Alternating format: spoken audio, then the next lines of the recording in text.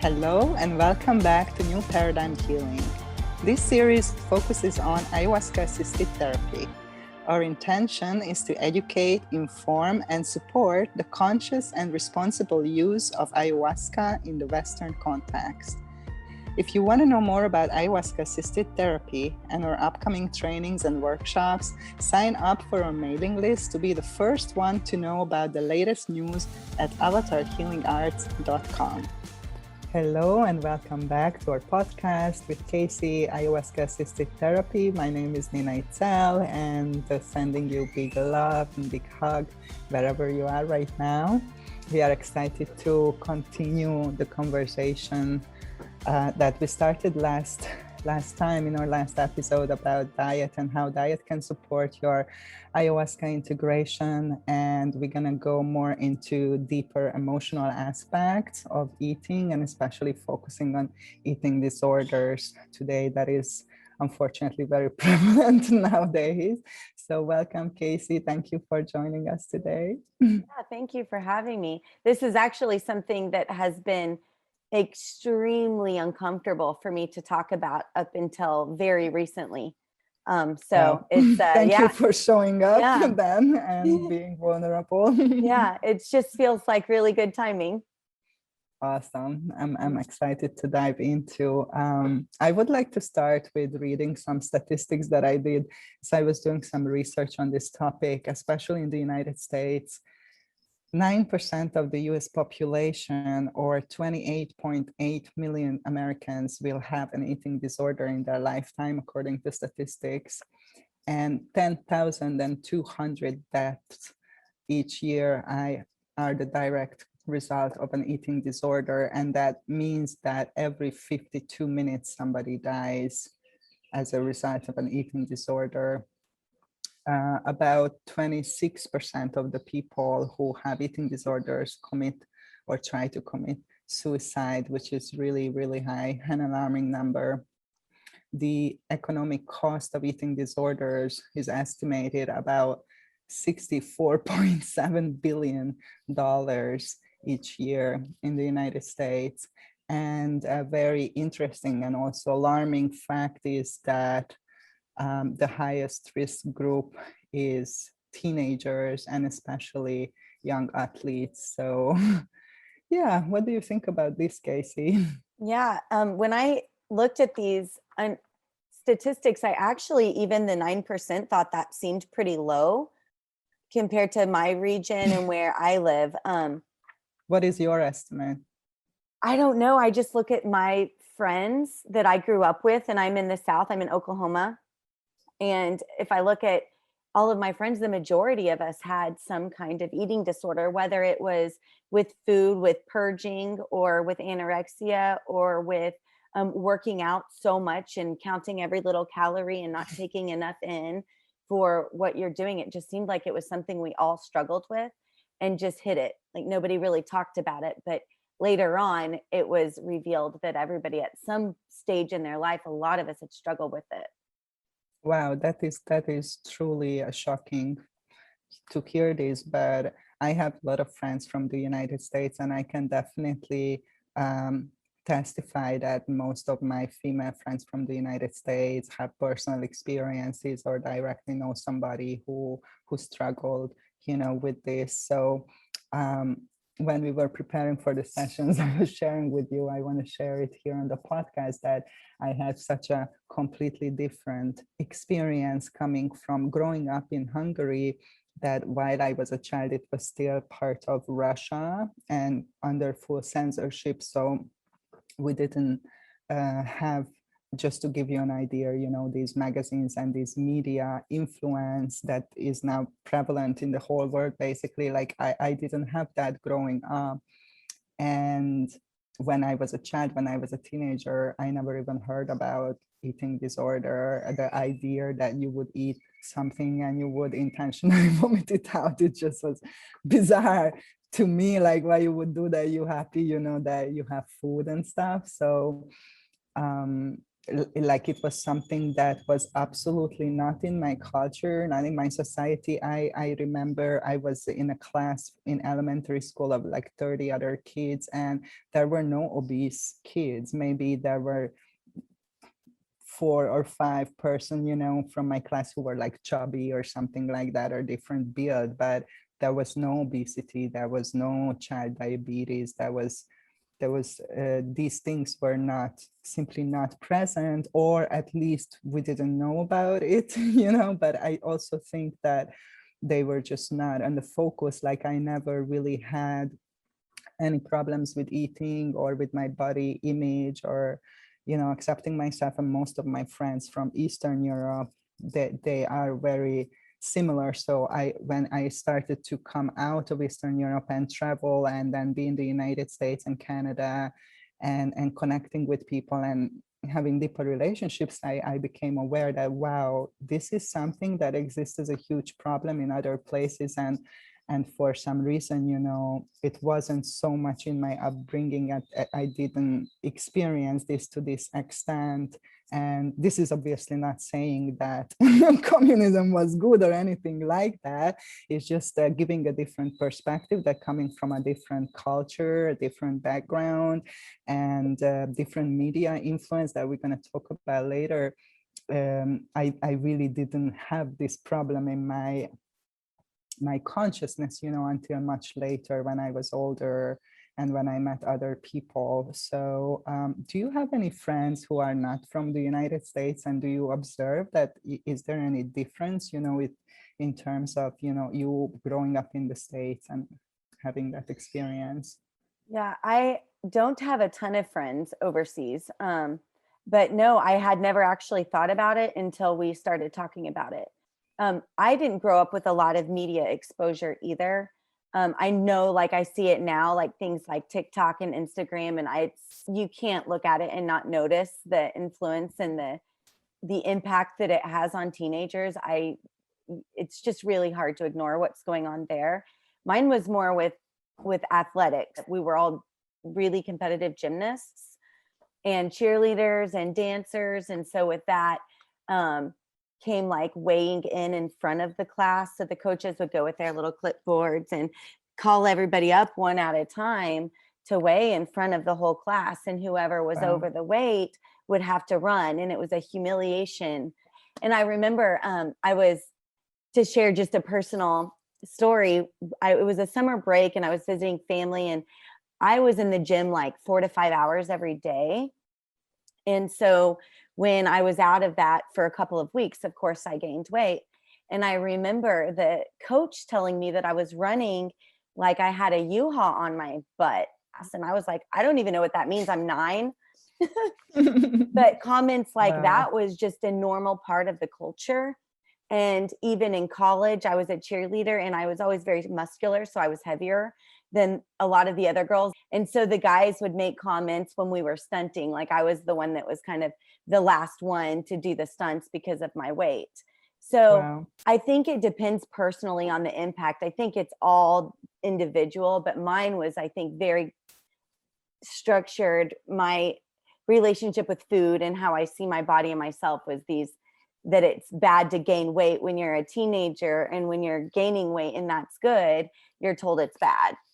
Absolutely. Yeah. Thank you for sharing this. I wanted to actually emphasize this, that obviously one of the biggest risk group, as we mentioned earlier, is teenagers, and especially young athletes. So the teenagers is more, I think, the media influence that we talked about, that it's impossible almost to ignore this image, that the media is promoting as desirable. And it just, if you think about it, I think that there is one image, that everybody should aspire to. It is crazy to think about it. Like there is such a diversity in humans and races and bodies and genetics, and we are very diverse, I think, as a species. And even just to have the idea that everybody should look this way because this is what is approved or desired, I think is very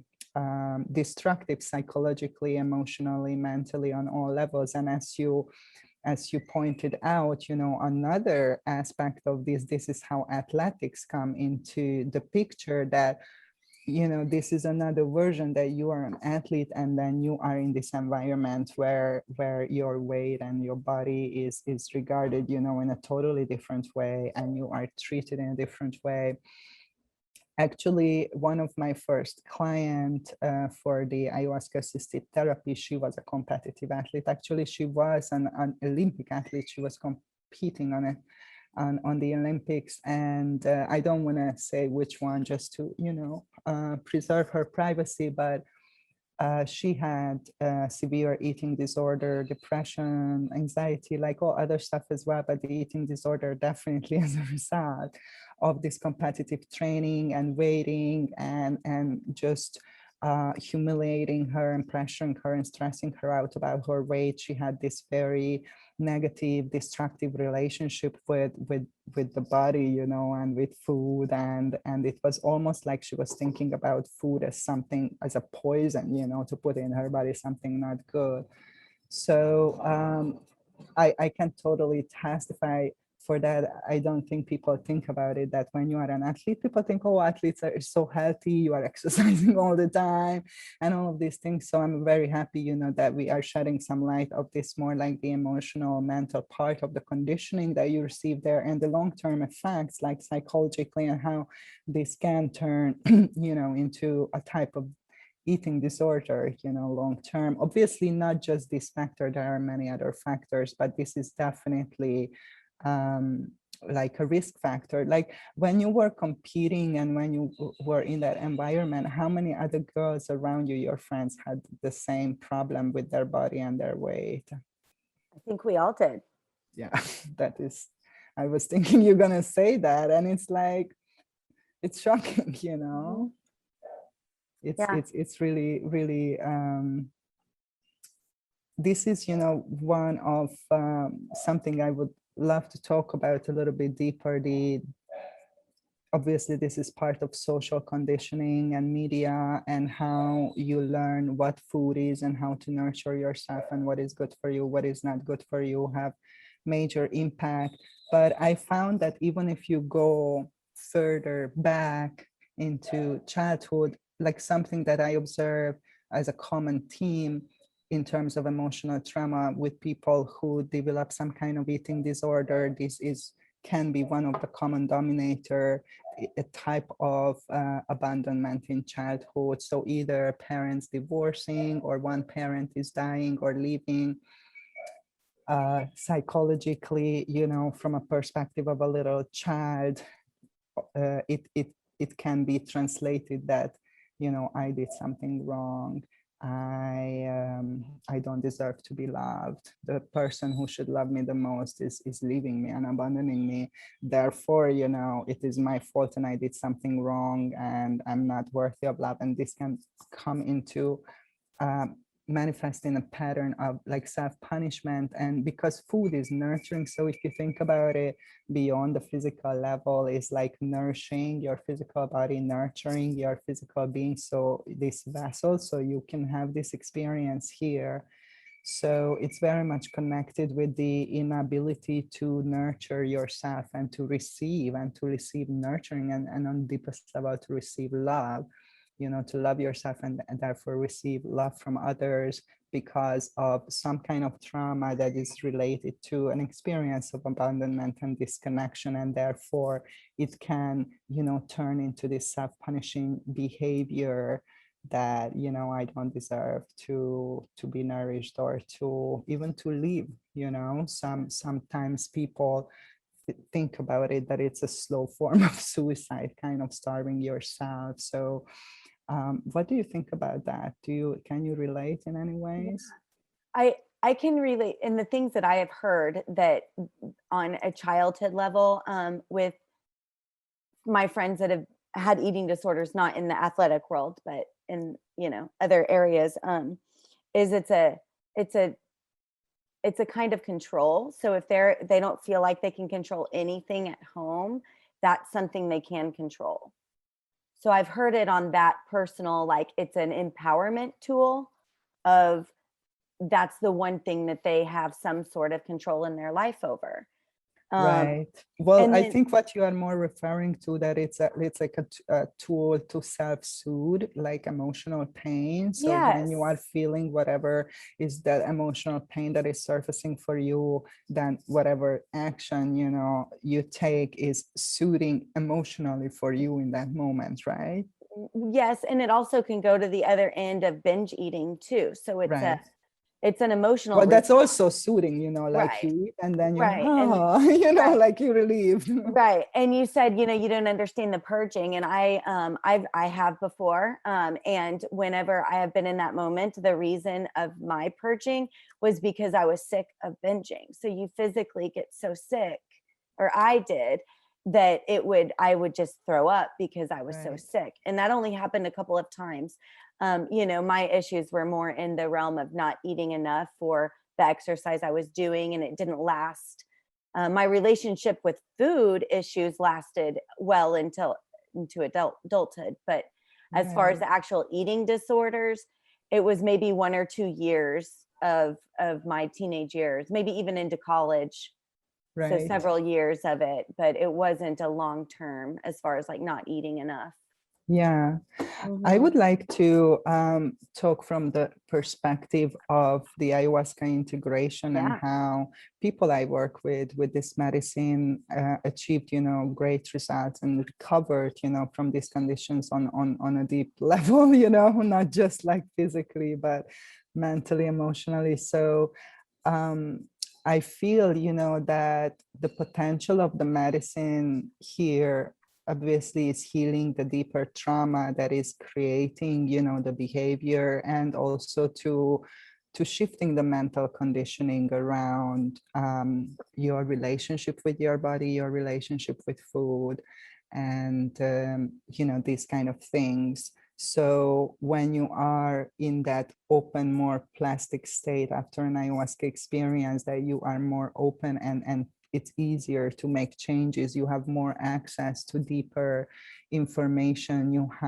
are in a natural state of emotional release, that things coming up for you to the surface to look at from the past and to process and to release. So I find it is a very supportive environment to really go through this deep healing process and address the emotional, mental, and energetic reasons of the behavior itself. And then my experiences with people who I helped through this process, that as they do that deeper work, as they are in that state of openness and willingness to look at themselves and to create positive changes, then the symptoms of the disorder, which is the behavior itself, is naturally disappears. So how one of my clients described it to me, she said that I never thought that I will be able to fully heal from this. I thought that the best case scenario for me is to learn to control it to that extent that it's not so destructive in my life.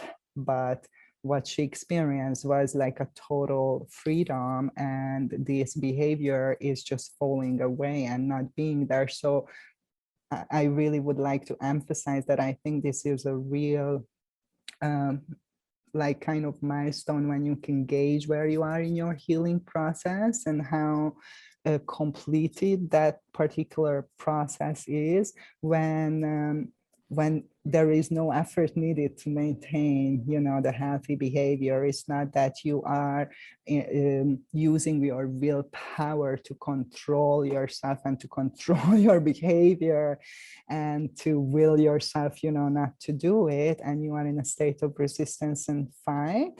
It's a completely different state, that you don't have that behavior, you don't have the trigger, you don't have the impulse, you don't have the urge to do that to yourself anymore. Therefore you're naturally not doing it. And this is what I observed happen. People who chose to use the medicine to help themselves in their healing process, especially in regarding to nourishment and eating disorders. Absolutely. That I was talking to my mom yesterday about this, and she asked me what changed, and I was like, you know what Yeah, changed? And what changed? she goes, the plants. It's like, yeah, the plants changed. And So it's how did it help you? Like, how was it for you, this personal experience? Because you don't have this mm-mm, behavior anymore, mm-mm, correct? correct. I So do not. how did the medicine, came into the picture and help you, to heal? Well, it was just exactly what you said about you don't want to do that to your body anymore. And so mine, it wasn't even just about food, it was about everything. It was about alcohol, it was about cannabis, it was about everything. It was about food, it was about um, moving my body, taking care of my body, taking baths. What do I need? And that became the center because I met my higher self through the medicine. So I knew I had seen her and what she looked like and what she was doing in that high vibration level stuff. So it was very easy once you've seen it. It was easy for me to just make those choices. Now, it didn't stop overnight. There were weak spaces where I'm like, and then you just feel bad for a day or two and you pick yourself back up and you move on. But the self-destruction part, no, that was, you just don't want to do that anymore. You see a different life. Well, why do you think is that you don't want to do it anymore? The destructive I behavior. I think for me personally, it's the vibration that it brings to me. So I can tell um, the foods I'm eating, if I'm drinking alcohol, if I'm, you know, smoking too much cannabis, like whatever it is that I'm doing, my body says that's not, it just naturally says no. And then I don't. I just Right. listen, because when I don't, the consequences were worse and worse Right. and worse. It's like So it's awareness, really. it's awareness. For instance, for alcohol, I used to go out and have a bottle of wine split between some people. Now I will be like, I can't do that. And my sensitivity factor is a Absolutely. huge thing that shifted. So I had to be very cautious with those things that were a normal part of my life before the medicine. And Right. it had to shift because I was too sensitive to the energy coming to me and the frequency of what I'm eating and the all of it. So it just Yeah. naturally was like, you can't do that anymore. Yeah. Yeah, definitely the sensitivity. We talked about this in the last episode, that what happens, when you work with the medicine and you do this conscious healing work, is that you reconnect with your body.